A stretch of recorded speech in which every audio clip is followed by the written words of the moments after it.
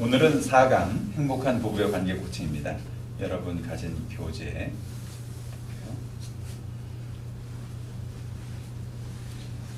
114페이지부터입니다.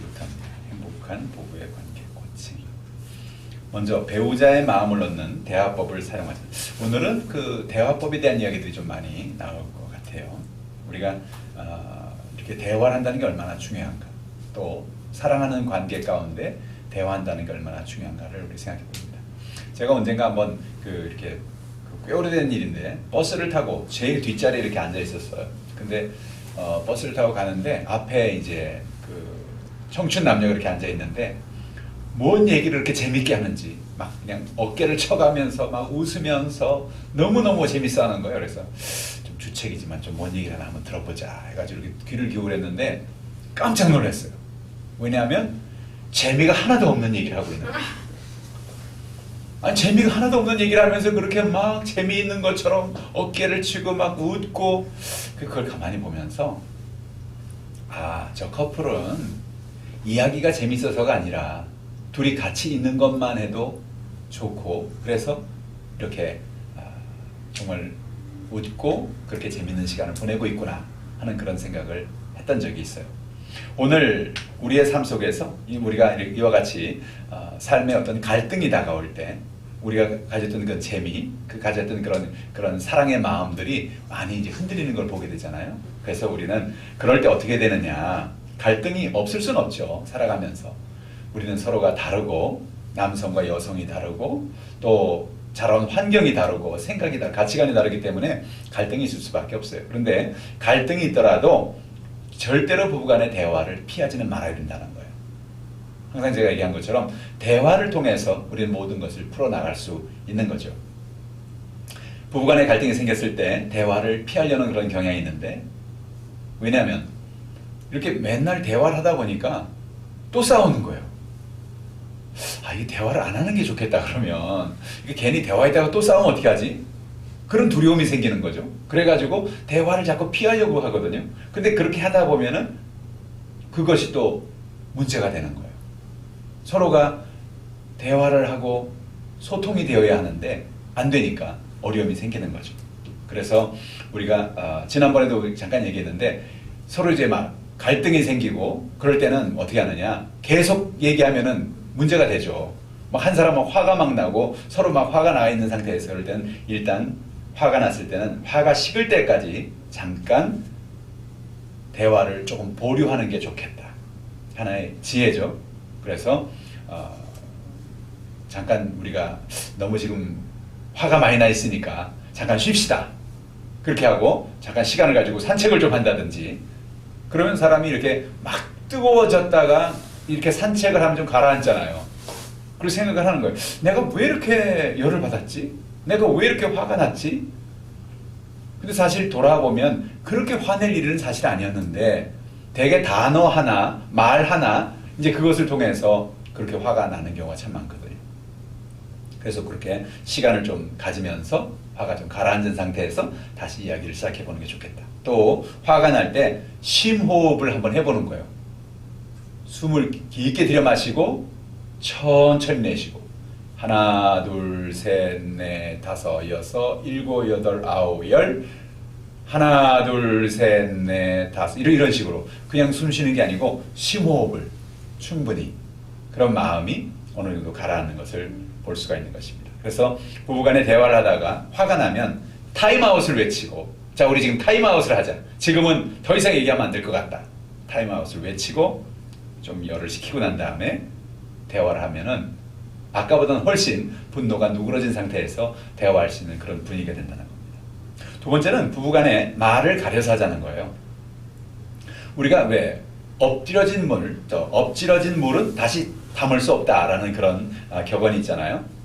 한번 엎어진 물은 어떻게 물을 담겠어요? 그런 것처럼 한번 입을 떠난 말은 다신 돌아오잖아요.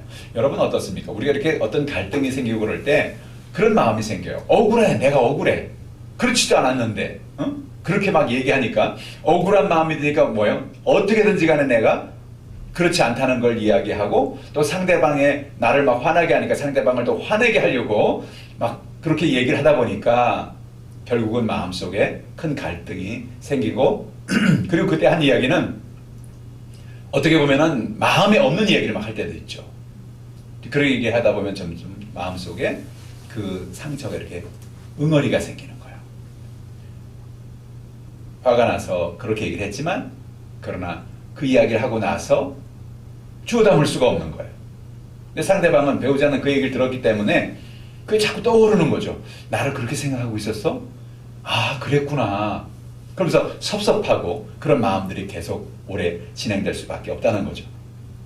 그래서 부부싸움이 끝나고 난 다음에 서로가 한 이야기가 배우자의 마음속에 얼마나 큰 상처로 오랫동안 잊혀지지 않는지를 늘 생각하면서 아예 부부싸움을 하거나 갈등을 할 때 말을 가려서 하는 그런 습관을 가져야 되겠다.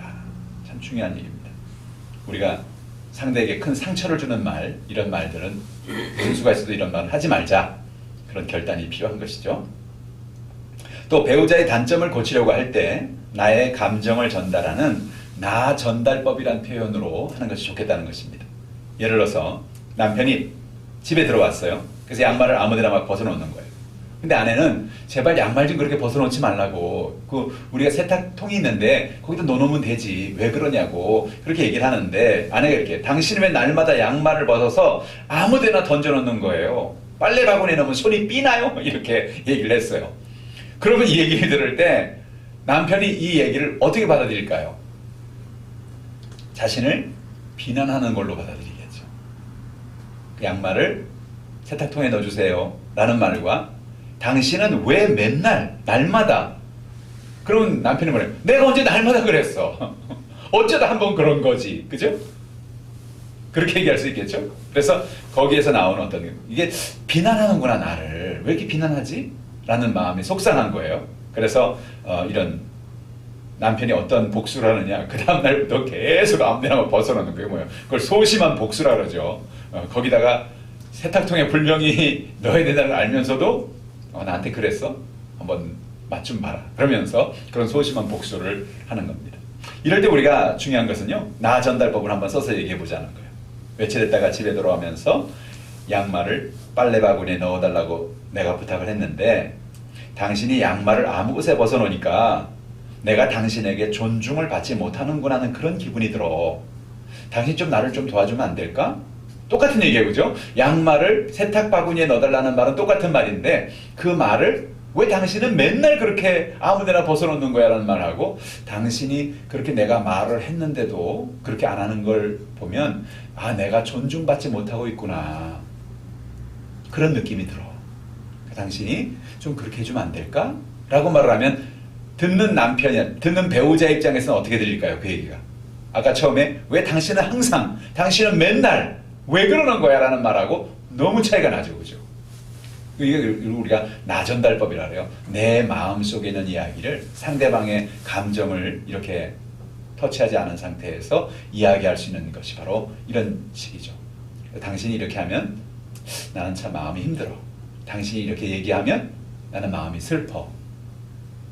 그러니까 당신 왜 그러는 거야? 그럼 비난이 되는 것이고요. 당신이 그러면 나는 어때라는 나를 전달하는 거예요. 그래서 이런 식으로 말을 해보면 대화법을 통해서 서로가 아, 나를 비난하려는 게 아니고 내가 그렇게 하니까 그렇게 힘들어하는구나, 그렇게 어려워하는구나, 내가 좀 도와줘야 되겠다 하는 그런 마음이 생길 수 있는 거죠. 그래서 남편은 내가 또 이번에 실수했구나, 다음엔 그러지 말아야지 하는 생각을 갖게 된다는 거죠. 부부간의 갈등에 있어서 대화를 피하지 않고 배우자의 감정을 상하지 않게 대화를 하는 부부가 상대방을 존중하고 서로의 마음을 얻는 부부가 되는 것입니다. 이 부부가 된다는 것은 우리가 여러분 이렇게 연애 시절에 그냥 막 좋고 열띤 감정을 가지고 살아가는 것 이상으로, 그죠? 결혼해서 어떤 부부를 이루고 가정을 이룬다는 것은 훨씬 더 많은 생각을 해야 되는 거예요. 그래서 상대방을 존중해주고 또 연약한 부분을 품어줄 수 있는 그런 가정이 되어야 되겠다 하는 그런 생각을 해봅니다.